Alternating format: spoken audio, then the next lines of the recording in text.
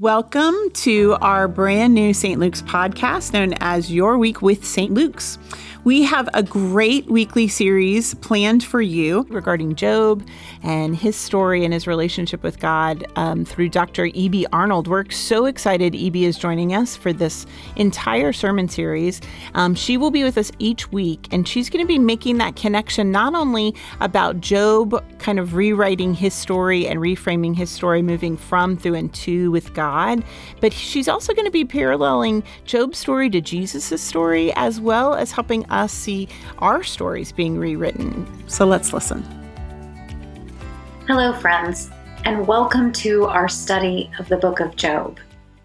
Over the next 4 weeks, we're going to look at Job and how he tells his story so that we may take some lessons in how we craft our story, the story of our walk of faith with God and with each other, and how God has moved us from things, through things, and to things. Now you may think, that's only 3 lessons, and we have 4 weeks. And so today's lecture is entitled, Where We Are. Before we can begin to look at where we are moving from, and where we are going through, and where we are moving to, we have to first admit and accept where we are right now. And I believe that Job offers us such an example. So, as a brief overview of the book of Job, the book begins very famously that there once was this man named Job, and he was blameless and righteous before God. He did everything right, and God blessed him as a result. He had lots of children. He had a great amount of wealth. He had health and happiness and prosperity and friends. And then one day, God in heaven is talking with the Satan. Now, this isn't the devil figure that we're used to in the New Testament and in our own sort of more modern theology. The Satan is actually just a member of the divine council, and it's his job to push back, to question, to challenge, and when human beings slip up, to accuse them, sort of like a prosecuting attorney, and say, I'm not so sure that this person is doing what they ought to be doing. So this Satan goes around the world and finds this man, Job, and he says to God, I think Job may only be faithful to you because you've blessed him so much. I wonder, would he be this faithful under other circumstances? And God says, without a doubt, I place all my confidence in Job. Job is my man. And the Satan says, are you sure about this? And God agrees to test the theory. He says, don't hurt him, but do what you want to his life and see that he doesn't still serve me faithfully and act righteously. And so this divine being, the Satan, is allowed to attack Job's wealth and family in the span of one day. In fact, the narrative makes it sound as if it all happens in the same 10 minutes. Job has messengers come to say, we've lost all the servants in the field and the donkeys and oxen. We've lost all the servants in the pastures and all the sheep. We've lost all the servants that were out here in the woods with the camels. And then the last one, all your children were in a house together, and a great wind came and brought down the entire house, and all your children are dead. Rightly so, Job is in distress, but it says that he doesn't push back on God. He doesn't blame God. He simply says God gives and God takes away.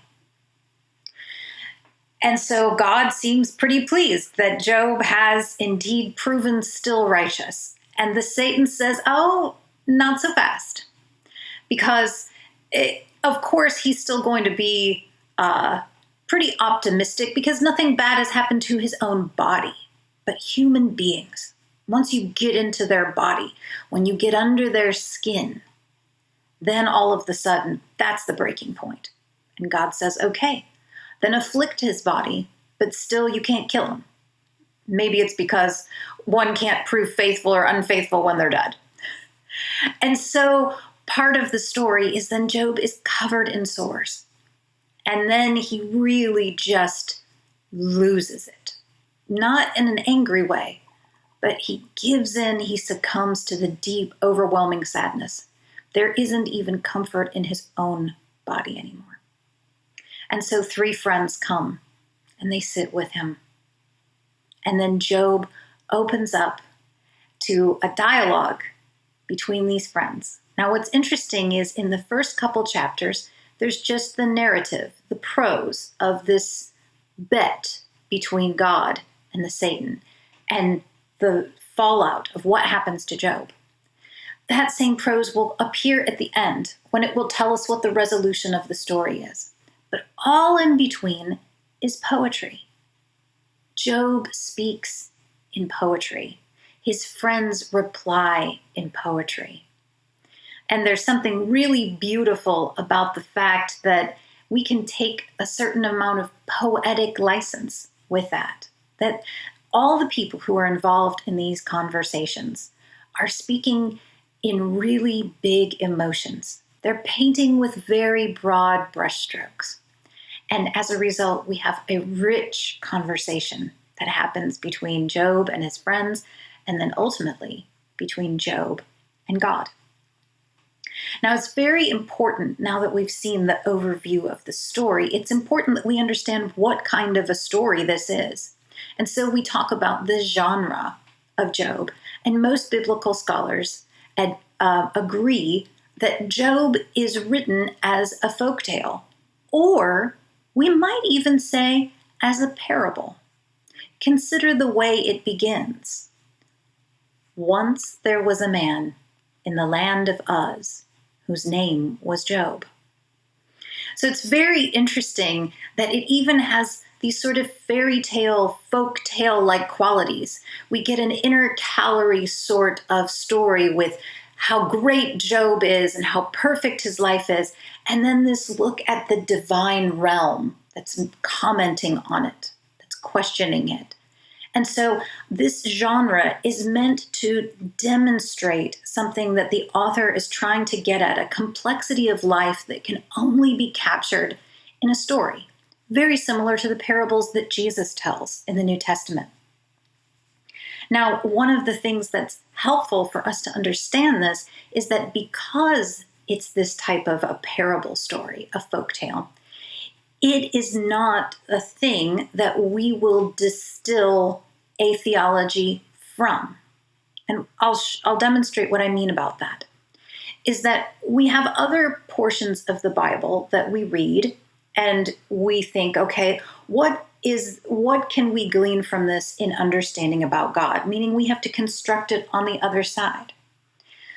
Job's story is an expression of a theology that someone already has. In fact, it's not that here's the story, let's figure out what it means. The person writing it already has a meaning. And this theology is that sometimes really bad things happen to really great people, and there's no rhyme or reason for it. Or even it seems like good people attract bad things. In fact, let's remember, it's Job's righteousness that invites all of this tragedy into his life.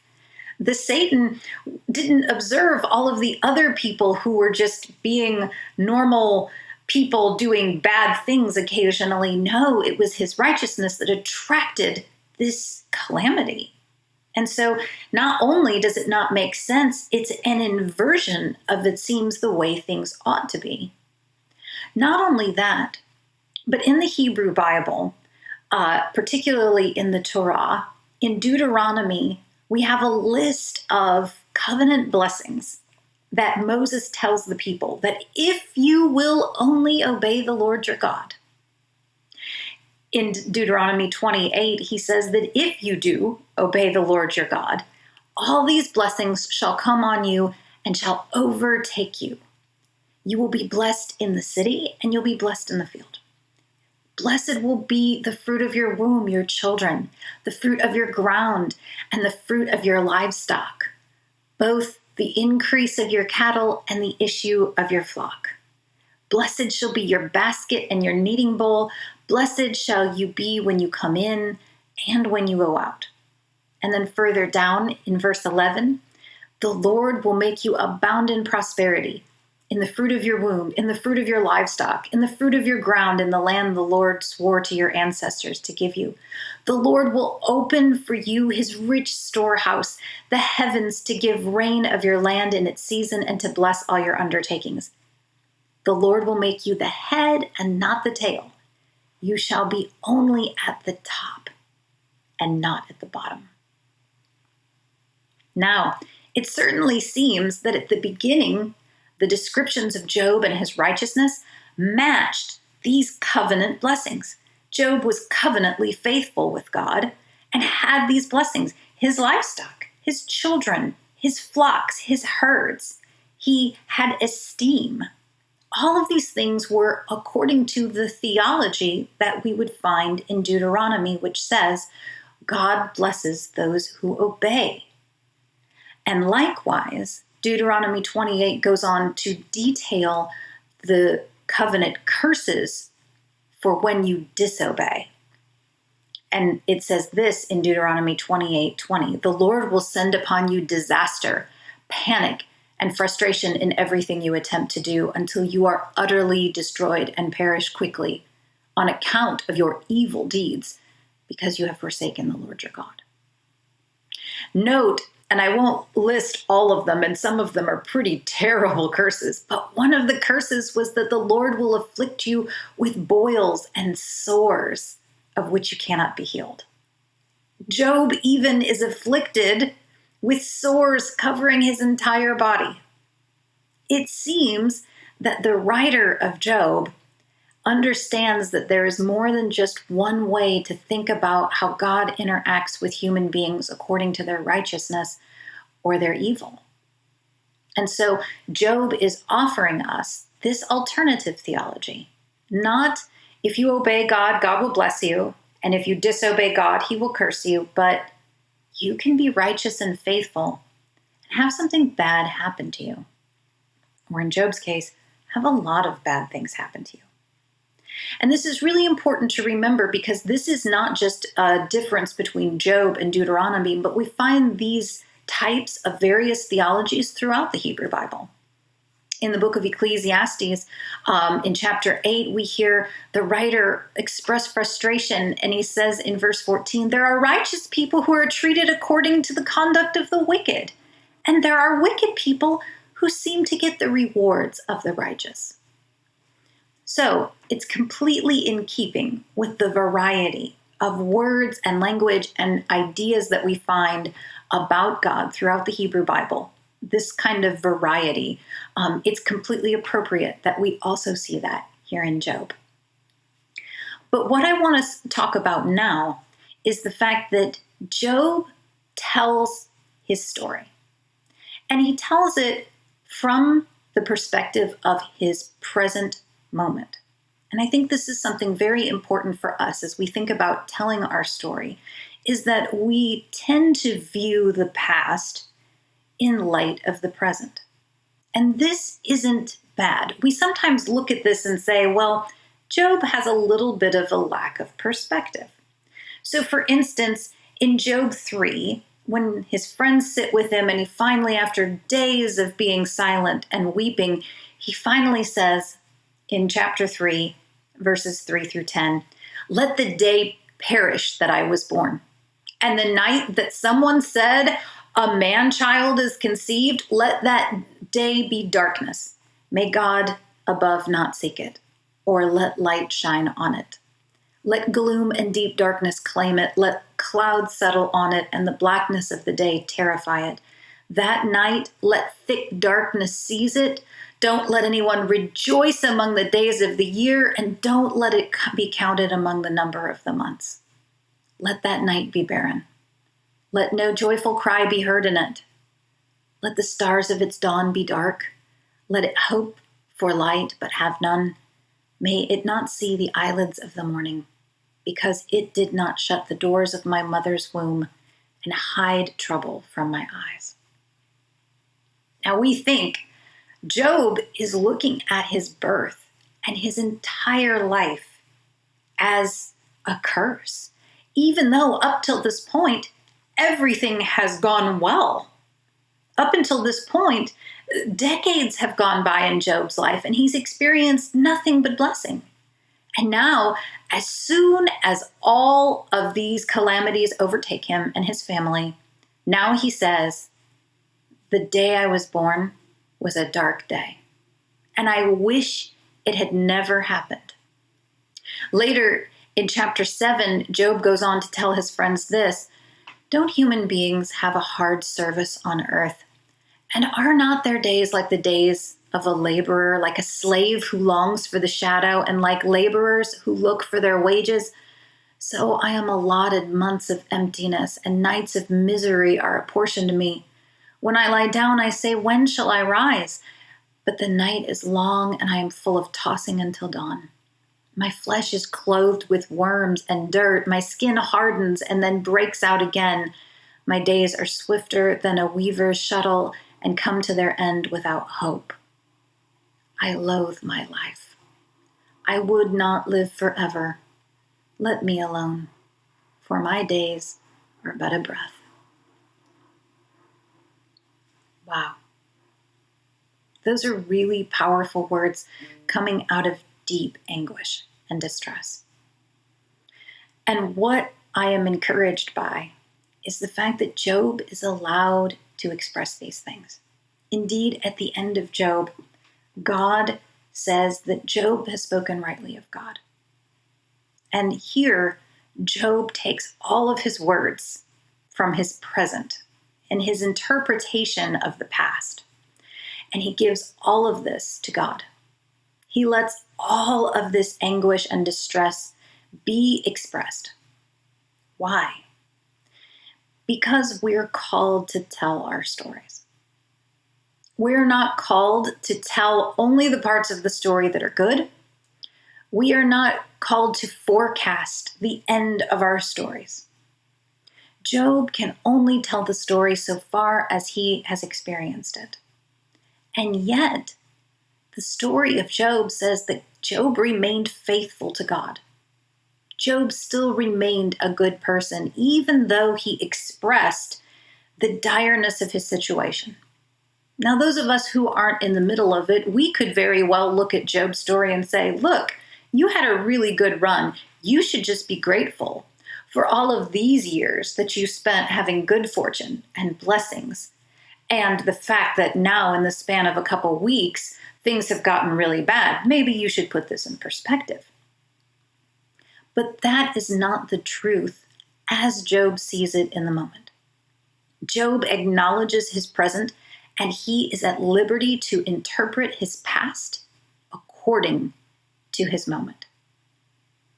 Now, this is not the only time we'll look back and interpret his story based on the present.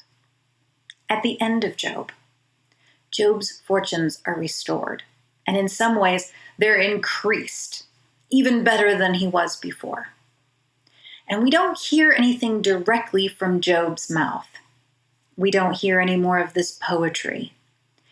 But we do have a very interesting narrative point.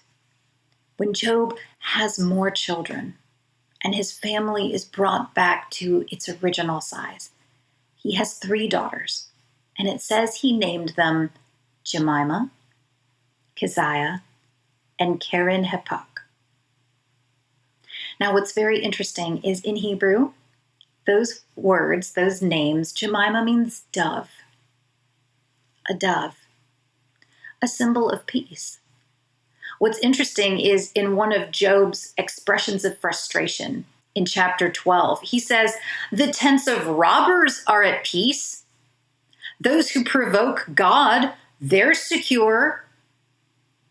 But ask the animals, and they will teach you. Ask the birds of the air, and they will tell you. Ask the plants of the earth, and they will teach you, and the fish of the sea will declare to you. Who among all these does not know that the hand of the Lord has done this? In his hand is the life of every human being and the breath of every living thing.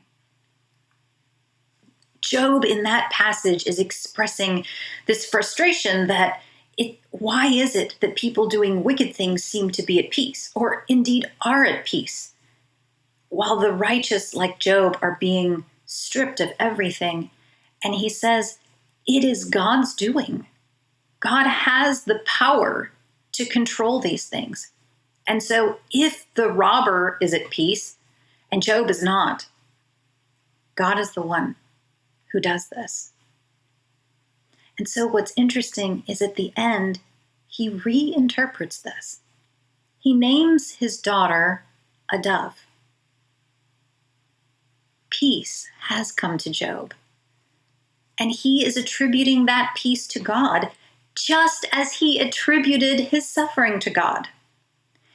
It was the difference of what his present was, his present moment, his theology of now, as we like to say. His theology of now when he was in the suffering was, God could stop this, and I am crying out to God for justice. His theology later, once he has this beautiful baby girl in his arms, says, God has given me this peace. He is at liberty to interpret his past according to his present, no matter how that present changes. Indeed, we can see this pattern with his other daughters' names. His second daughter, Keziah, means cinnamon. Now think about how often throughout the book of Job, one of the words we hear as a common refrain is the word bitterness. Bitter. His plight, his life has become bitter. And now this daughter is sweet. A sweet fragrance, a sweet taste. We have been given bitterness, and now we've been given sweet. And then the last one, his last daughter, Karen Hapuk, is actually, it's a very funny name because it means a box of eyeshadow. It's very funny, or a horn filled with coal powder that was used to darken the eyes as a cosmetic. And what's very interesting is that throughout Job, one of the words that we hear that isn't a terribly common word throughout the Hebrew Bible. We find it, I think, once or twice in the prophets and in Psalms, but is the word eyelids. In fact, Job himself in chapter 16, verse 16 says, my face is red with weeping, and there is deep darkness on my eyelids. And so how does he revisit that and revise that and reinterpret that? At the end, looking again at this beautiful daughter, this is our eyelids that are adorned with beauty, with grace, with color, with vibrancy. The eyelids that were weeping and red are now decorated. They are now festive. They are celebratory. And so we see that Job has moved, that he interpreted his situation and interpreted his past through that situation earlier. And now at the end, he can revisit it yet again.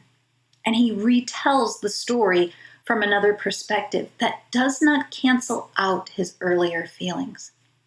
But what it does is it offers everything that we have to God right now. And it offers our story to others as it is right now. Now, there's another component to Job's story that I find so fascinating. And that is the fact that Job's story is paralleled in the New Testament by none other than Jesus himself. Think about it. Think about how God is betting everything on Jesus. In fact, God speaks audibly to Jesus at his baptism and says, "You are my beloved son.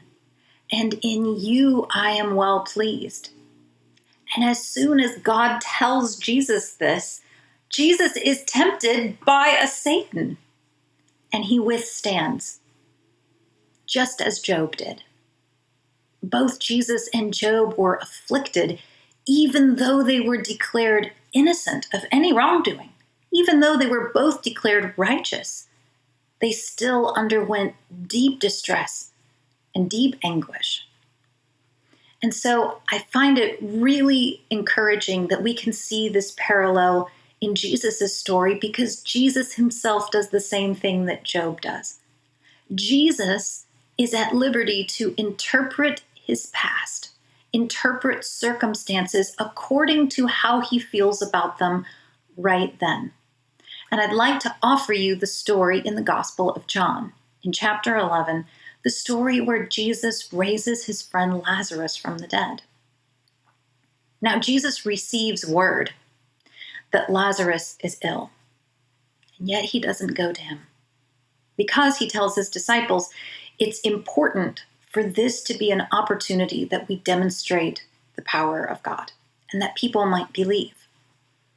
And then Jesus is told that Lazarus has died, and Jesus is still at peace with it.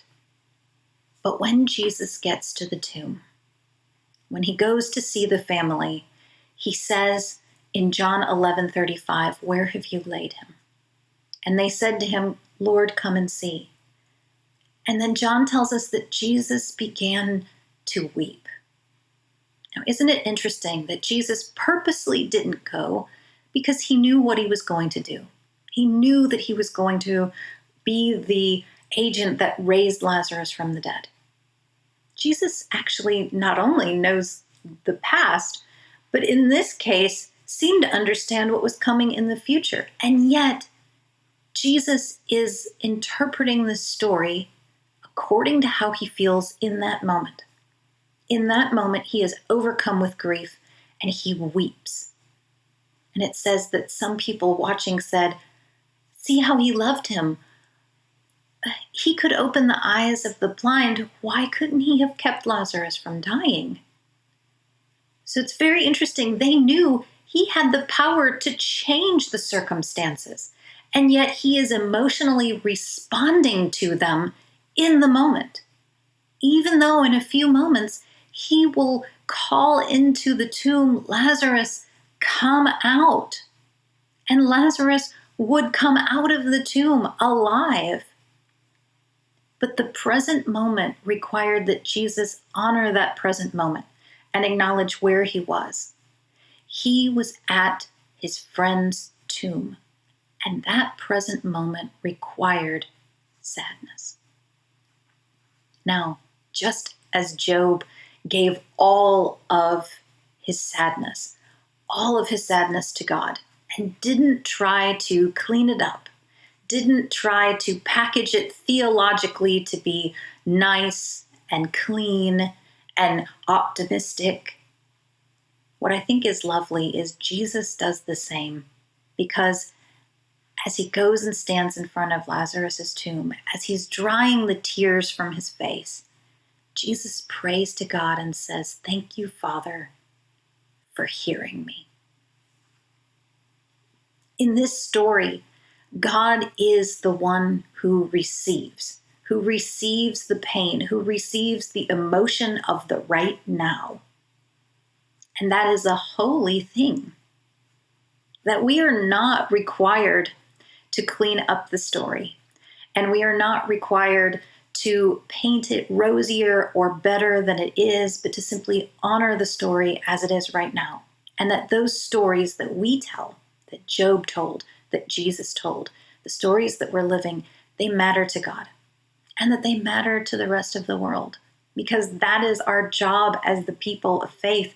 We are told, tell your story. Bear witness to where you see God in your life. And sometimes that's okay if we say, "I saw God here, but I wasn't particularly happy about it." Or, "I looked for God here and wondered why I couldn't see him." It is all right for us to offer our story as it is right now. And once we've made peace with that, once we accept where we are, then we can get some perspective. Once we look around and say, okay, this is what it looks like right now, and these are all the thoughts and feelings that accompany it, then we have our feet underneath us. We are on solid ground. And then we can start to look and say, where have we come from? What ways has God delivered me in the past? And maybe where am I on my way?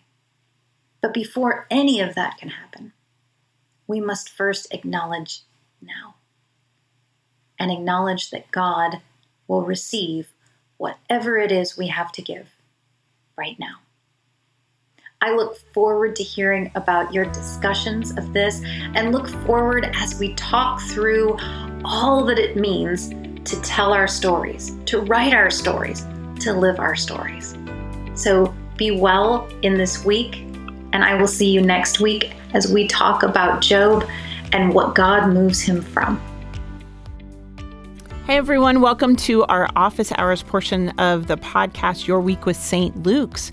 We hope you learned something new during the lecture and maybe had an epiphany regarding Job. And so for our office hours conversation, we're really excited to kind of go to the next level. And we're going to be joined by Dr. Karen Scheib. Now, a little about Karen. Karen Scheib is the Emerita Professor of Pastoral Care and Pastoral Theology at Candler School of Theology at Emory University. She is the author of many books, including Challenging Invisibility, Practices of Care in Older Women, Pastoral Care, Telling the Stories of Our Lives, and Attend to Stories, How to Flourish in Ministry.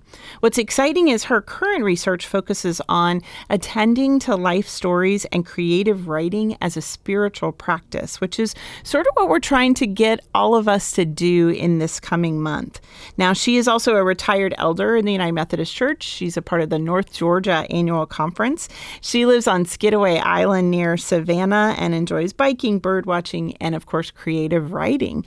And so we're excited that she is going to be joining us. Now, each week, she's going to be talking about helping us tell our stories and what shapes the stories of our lives.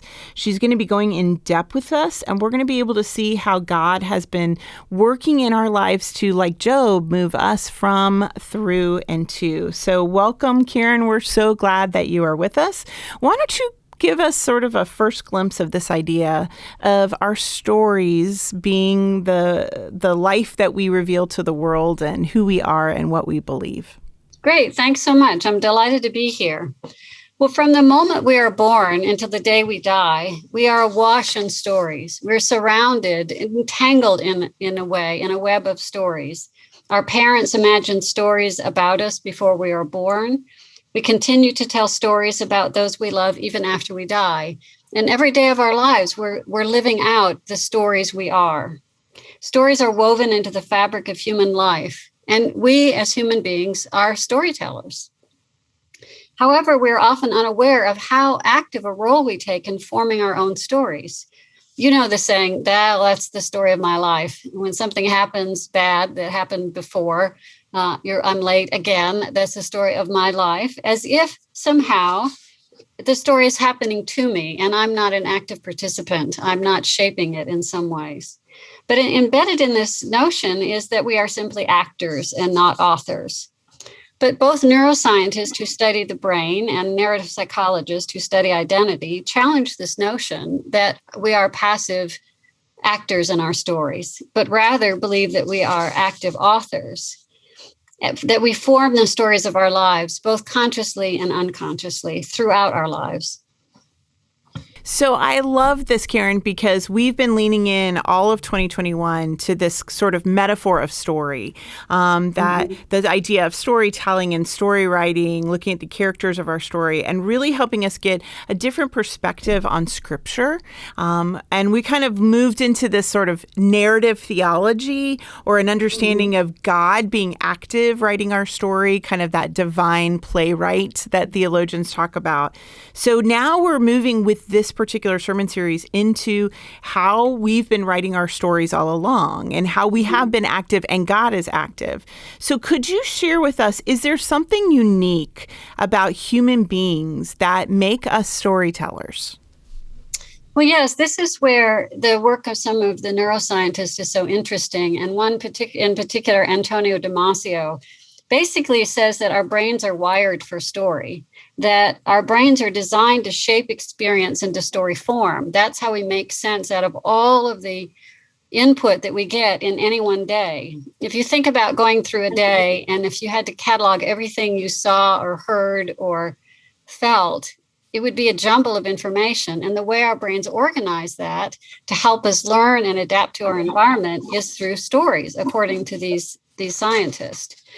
So one way I like to think about it is, imagine we have a distant ancestor who sees a shape somewhere off in the distance and knows that that shape over there is a saber-toothed tiger, and that means danger.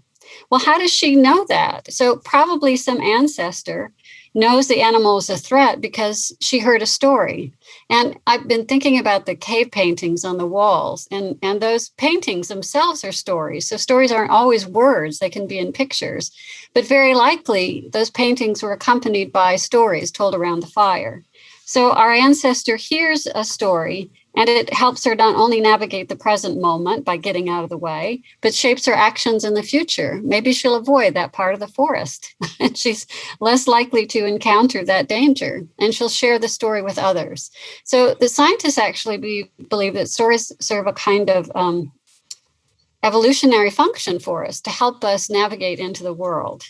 So that's one way to think about what's unique to us. So I love that. Last night, I was just in a group last night where we talked about the physiology, too, of stories in our lives, and how if you read some of the doctors today, they talk about how your physical body actually holds your stories and tells a story. And we were talking about, like, what do your physical bodies tell you of the story that you're in now that maybe look back at your past, for instance. I was like, my arthritic ankle, tells me about when I took antibiotics for about 2 years being sick because I was afraid to talk about to the staff parish relations committee that there was mold in the house, and which says something about my fear of authority and trying to people please. So yeah, I think this story in our lives is so integrated with our mind and our ancestors, looking back, looking forward, but also our body. So tell me, how do stories in other ways function in our lives? Well, I want to pick up just a minute on that notion that stories are not just words. We tend to think when we say stories as words, but clearly infants communicate things to us before they have words, and they are telling a story through their bodies. So I think it's helpful to think of embodied stories, and that once we learn to speak, which doesn't happen till around age 2, then we can communicate in a different way. But we are living out our stories even when we're pre-verbal. So I think that notion of the story being sort of within us in a very embodied sense is important. Well, Karen, isn't that interesting too? As pastors, we embody, Christ, God embodied his story of love in Christ, and we embody it every time we have communion or we take baptism. So I love that whole notion. So yeah, how else do stories function for us? Well, stories communicate who we are. So not only do stories help us navigate the external world and sort of make sense of all of this information we take in, but we share who we are by telling stories about ourselves. And there's a quote by narrative psychologist Dan McAdams that I particularly like. "If you want to know me, you must know my story, for my story defines who I am. And if I want to know myself to gain insight into the meaning of my own life, then I too must come to know my own stories."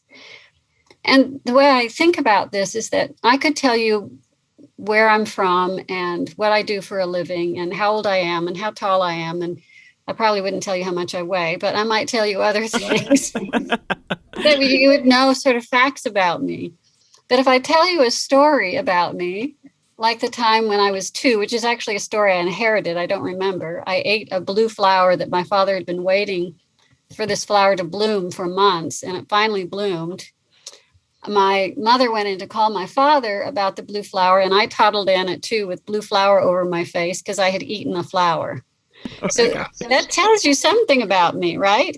And it's actually a story I inherited. I think of it as my story, but it was told to me by my parents. And I don't remember the incident. And I think as a child, I thought about it was something that I had done wrong. But later I realized I'm really a curious person. And I love beautiful things and I love nature. So if I share that story with you, I tell you much more about myself. And this is what Dan McAdams says, that we each have we have these stories of our lives. He calls them a personal myth, and they're unique to each of us.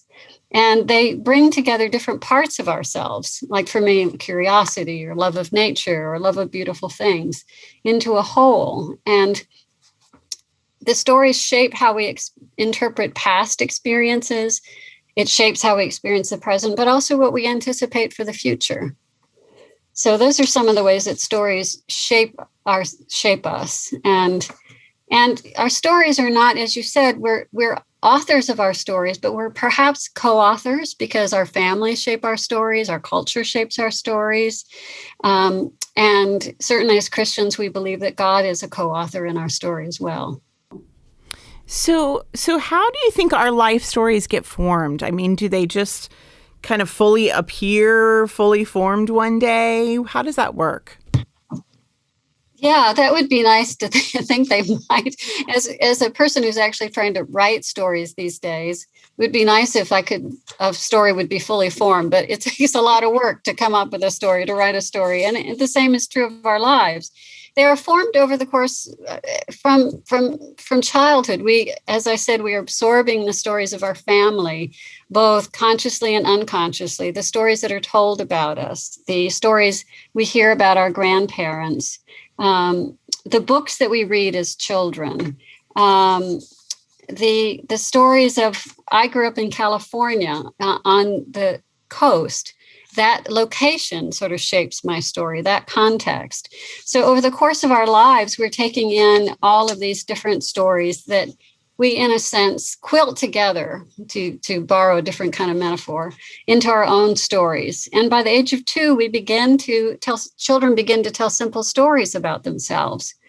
And by the age of 5, children know how stories work, and particularly written or literary stories. I don't know if you have children, but if you tell a story to a child, one they want you to tell over and over again, try changing the ending. They know how the story is supposed to go, right? And they will tell you. And by the time we're adolescents, that time when we start questioning things, we take a much more active role in our own stories. But we are constructing and revising our stories over the whole course of our lifetime. And as you said, we open ourselves to God's presence, helping us sort of develop that story in a particular way. So you mentioned that we are, co-writing the story with other people, with other experiences, with God.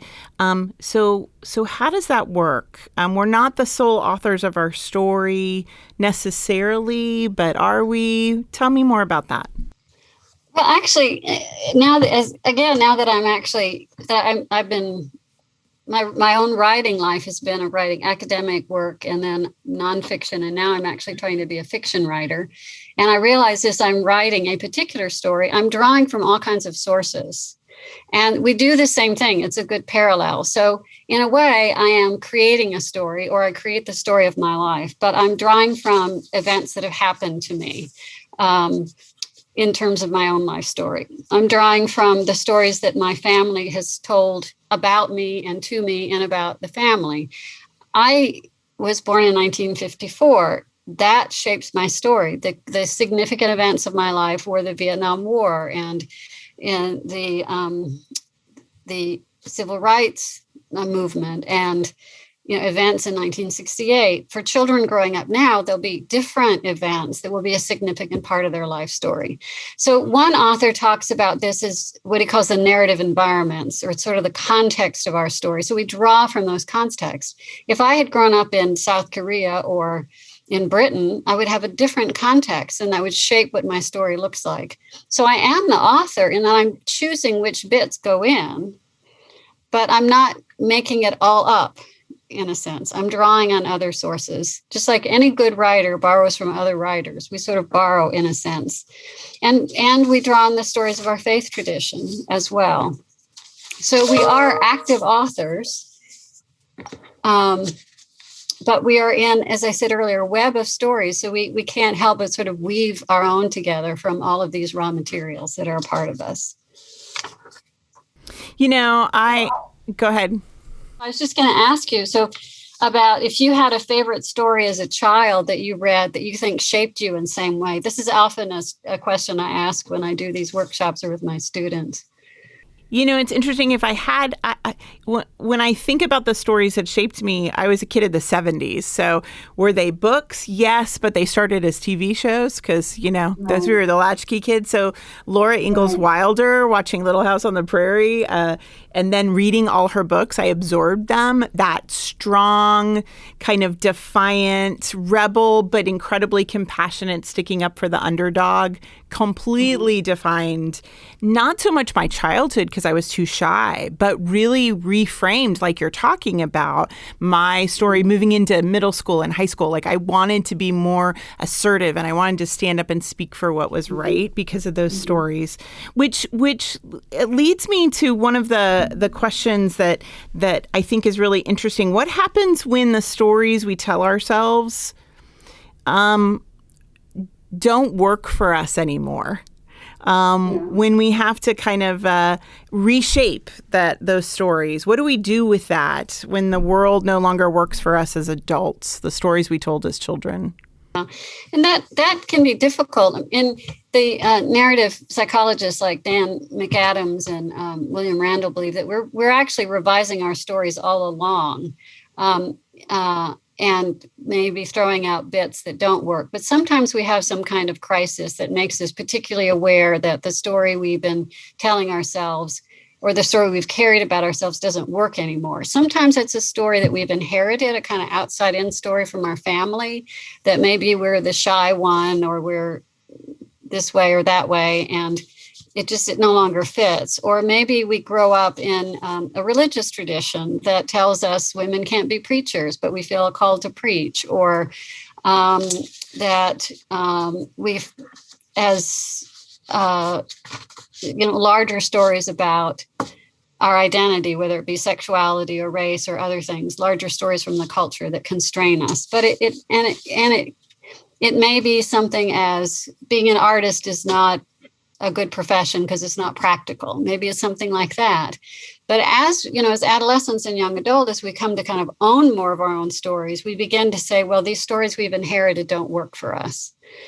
And as a seminary professor, I saw this a lot with students who grew up in particularly conservative religious traditions that either prohibited them from ministry or were critical because of their sexual identity, or just their image of God was punishing and not loving, and that didn't match their experience of who they were, and that there was then a conscious effort to have to sort of reject that story and craft a new one. And that can be a difficult process. And I actually think that any good form of therapy really is a kind of process of rewriting our story. But we can also do that ourselves through sharing our stories. Journal writing is a good way to do that, to work on revising our stories. Do you think that there are some things in your own life? Is there a master narrative or a master story that gets reshaped, or is it this continual reconstruction and revision? Well, I do think that we have a sense of identity and that we have to have some cohesive sense of self over time. Now, there are certain psychological theories that give us a notion of we have a sort of a braided self, that we have sort of multiple selves, but that we experience ourselves as a coherent whole, an I, but who that I is changes over time. And in one of my personal stories is that when I was a child, I was hospitalized 3 times between the ages of 5 and 10 for different things. The first was tonsils, that was normal, but 2 other sort of unusual illnesses. And I became sort of named in the child as the kind of the sickly child or the weak child. Well, I'm now 67, and I'm the only remaining member of my immediate family. My sister died at 65, my father died at 72, and my mother at 46. If I keep carrying that story of the weak one or the sickly child, it simply doesn't reflect reality. And it's likely to constrain my ability to kind of move forward in a healthy way into the future. So I had to sort of reject that story in a sense and say, this isn't who I am. On the other hand, I've always been curious since I was 2 and ate the flower, obviously. And that shapes, and so I like learning new things. And that's why I'm trying to write fiction. And so that sense of curiosity, I feel like that is a continuing theme and how it expresses itself differently. And, as I get older, I'm probably not going to be curious about things like what it feels like to jump out of an airplane. That might not be a good thing to do as I get older, but You never know. So that's right. So thank you so much. This has been a great sort of first movement in this office hours conversation. I think we're going to see this happening to Job. Job is going to really have to reframe his understanding of God, his relationship with God and himself and the world and even his friends. So I hope that over the next week, our listeners will be doing that as well. Be thinking about kind of those ways in which their stories have changed because of culture or context or experiences. I want to encourage everyone who's listening, don't forget to pick up the hard copy of your study guide at church, or you can download a digital copy. Use it for your writing your thoughts, and use it for a way to begin to sort of write some of the stories that God's been writing in your life. Until next week, remember, all of you who are listening, the story of St. Luke's is not the same without you.